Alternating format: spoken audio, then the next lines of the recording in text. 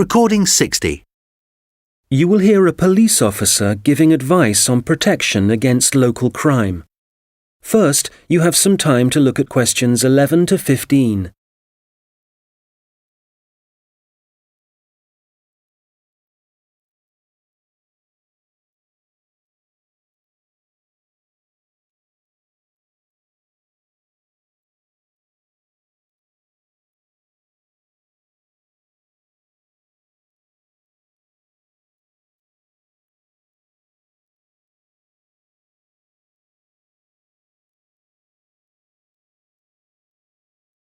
Well, good afternoon.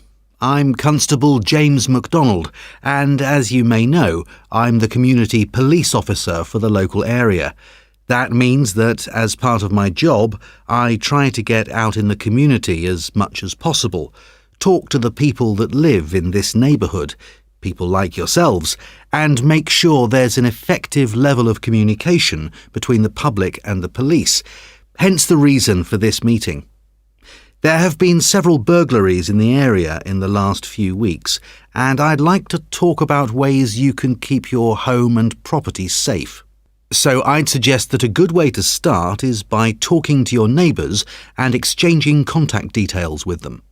This will allow you to get in touch immediately if there's anything suspicious happening next door. Then make sure you have a good discussion about the best course of action to take in case of emergency. Make sure everyone is clear about what to do and who to call. If you plan ahead, this will prevent uncertainty and even panic should anything happen later. Another thing that I would advise you to do is always leave your radio playing, even when you go out. And if you keep your curtains closed, burglars are less likely to try and break in because they can't be sure whether someone's home or not. Now, none of us want to be in the situation where we can't get into our own home, but do take time to think where the best and safest place is to leave your spare keys. Putting them under the doormat or anywhere near the front door is just asking for trouble. You'd be surprised how many people actually do this, and it makes life really easy for burglars. All these things will help keep your community safe and will cost you nothing. However, if you are going to spend some money, what I'd recommend more than anything else is that you invest in some well-made window locks for your house. This will give you peace of mind. Before you hear the rest of the conversation, you will have some time to look at the questions 16 to 20.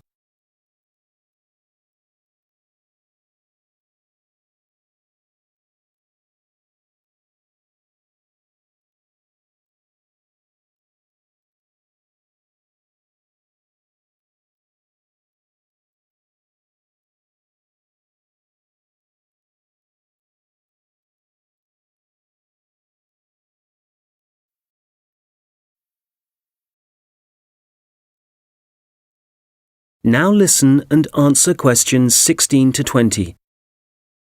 OK, moving on.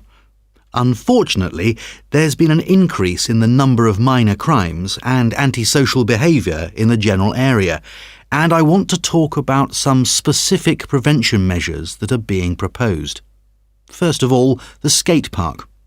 As you probably know, it's well used by younger people in our community, but unfortunately we're getting more and more reports of broken glass, making it especially dangerous for younger children.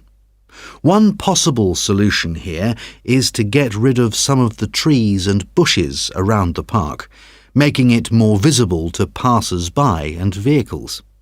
If the vandals know they're being watched, this might act as a deterrent. As you will have heard, a couple of local primary schools have also been vandalised recently, despite the presence of security guards. The schools don't have the funds for video surveillance, so we need people in the neighbourhood to call their nearest police station and report any suspicious activity immediately. Please don't hesitate to do this.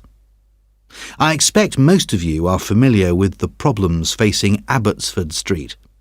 It seems that no amount of warning signs or speed cameras will slow speeding drivers down. I'm happy to say, however, that the council have agreed to begin work over the next few months to put in a new roundabout. What else? Oh yes, the newsagent and the gift shop on Victoria Street were both broken into last week, and although no money was taken, the properties have suffered some serious damage. Access was gained to these shops through the small alleyway at the back of the properties. It's dark, and as you can imagine, no one saw the thief or thieves in action. So we've been advising shop owners along there about what kind of video recording equipment they can have put in. We'll then be able to get evidence of any criminal activity on film. The supermarket car park is also on our list of problem areas. We've talked to the supermarket managers and council authorities, and we've advised them to get graffiti cleaned off immediately and get the smashed lights replaced. If you don't deal with this sort of thing at once, there's a strong possibility that the activity will increase and spread, and then it becomes... That is the end of section 2. You now have half a minute to check your answers.